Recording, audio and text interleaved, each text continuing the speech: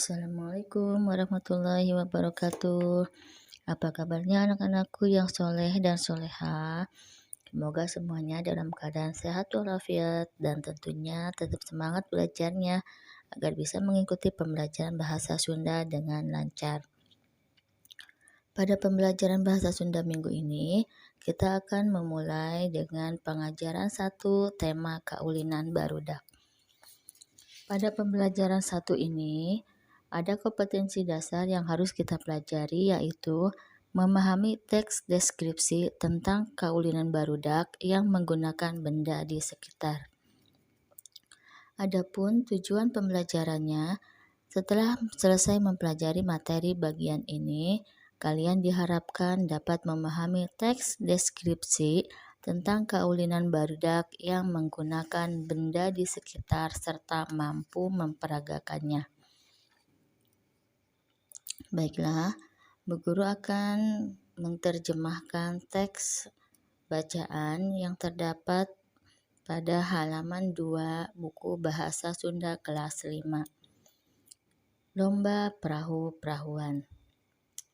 Yudi, mengapa kamu tidak menerbangkan layang-layang? Heru bertanya ke sahabatnya. Tidak punya gelasannya, kalau layang-layangnya sih ada 2 lagi. Kamu punya tidak gelasannya? Tanya Yudi. Layang-layangan tidak ada, gelasan pun tidak punya, kata Heru. Sayang nih, anginnya gede banget. Kita bikin permainan apa ya? Yudi bertanya. Kita main perahu-perahuan yuk. Di sana saja tempatnya di kolam Pak Opang, biar enakan, jawab Heru. Ah, takut marah kalau kolam Pak Opang diubek mah, kata Yudi. Enggak diubek kok, kan kita tidak harus turun ke kolam, kata Heru. Kalau membuat perahu-perahuannya dari apa? Yudi bertanya. Dari sendal jepit bekas pakai layar. Nah, nanti bakal maju tuh karena tersibak angin.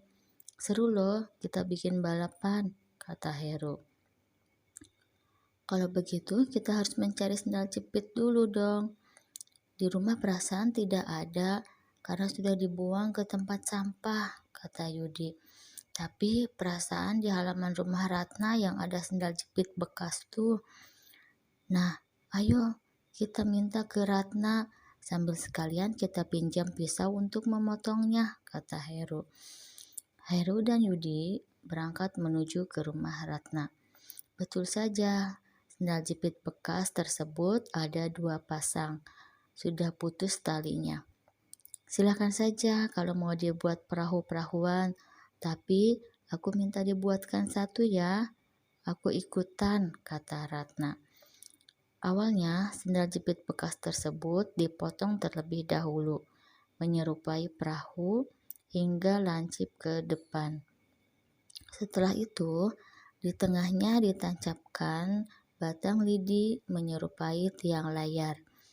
Nah, kalau layarnya dari kertas tebal, lebarnya kira-kira 1 jengkal. Sama, ini pun dilancipkan ke atas. Membuat layarnya lebih dari 3 karena untuk cadangan. Setelah perahu-perahuannya jadi, ketiga anak tersebut berangkat menuju kolam Pak Opang. Kolamnya luas serta sisi pinggirannya di tembok. Sekarang angin dari barat, jadi harus dimulai dari timur. Finishnya di pinggir tembok barat, kata Heru. Betul saja, perahu-perahuan itu melaju karena tersibak angin. Tidak beda dengan perahu layar sungguhan yang melaju di laut. Tuh, punya Ratna majunya paling depan, kata Ratna sambil jingkrak-jingkrak. Ah, tidak lama juga bakal kesusul sama perahu aku, kata Heru. Ayo cepetan, susul tuh perahu di depanmu. Perahu punya aku lambat sekali, kata Yudi. Sebelum sampai ke finish, perahu punya Heru terpapar karena tersangkut ranting pohon bambu. Aduh, Mana sudah mau kesusul, kata Heru sambil terlihat kesal. Terpaksa perahu dia harus digeser terlebih dahulu menggunakan galah sebelum diambil. Layarnya harus diganti juga karena ini sudah basah. Sekalian punya Yudi juga diganti layarnya yang lebih lebar, kata Heru.